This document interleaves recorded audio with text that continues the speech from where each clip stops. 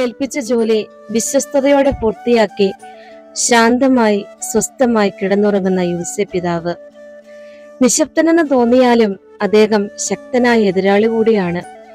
തന്റെ പ്രിയപ്പെട്ടവർക്ക് യാതൊരു അനർത്ഥവും വരാതിരിക്കാൻ, അവരുടെ പേര് മറ്റാരാലും കളങ്കപ്പെടുത്താതിരിക്കാൻ എത്ര ദൂരം താണ്ടാനും രാവും പകലും ജാഗ്രതയോടെ കാവലിരിക്കാനും ഈ മനുഷ്യൻ തയ്യാറാണ്. സ്വപ്നങ്ങളുടെ മനുഷ്യനെന്ന് നമ്മൾ അദ്ദേഹത്തെ വിളിക്കും. ശരിയാണ്. സ്വപ്നത്തിൽ തെളിഞ്ഞ ദൈവഹിതം യാഥാർത്ഥ്യമാക്കാൻ പകലന്തി അദ്ദേഹം അധ്വാനിച്ചു. ഉറക്കത്തിൽ പോലും ദൈവിക സാന്നിധ്യം അനുഭവിക്കുന്ന അപ്പ പ്രക്ഷുബ്ധമായ തരംഗങ്ങളുടെ മധ്യയാണ് ഞങ്ങൾ ഇന്ന് നീങ്ങുന്നത്. ദുസ്വപ്നങ്ങളും ഉറക്കമില്ലാത്ത ആത്മാവിന്റെ രാത്രികളും ഞങ്ങളെയും വലയ്ക്കുന്നുണ്ട്.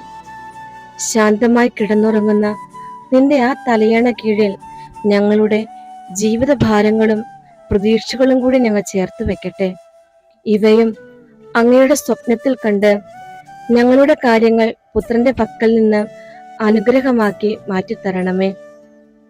അപ്പ, നീയാണല്ലോ ഏതൊരാവശ്യത്തിലും ഞങ്ങൾക്ക് ഓടി അണയാവുന്ന സങ്കേതം.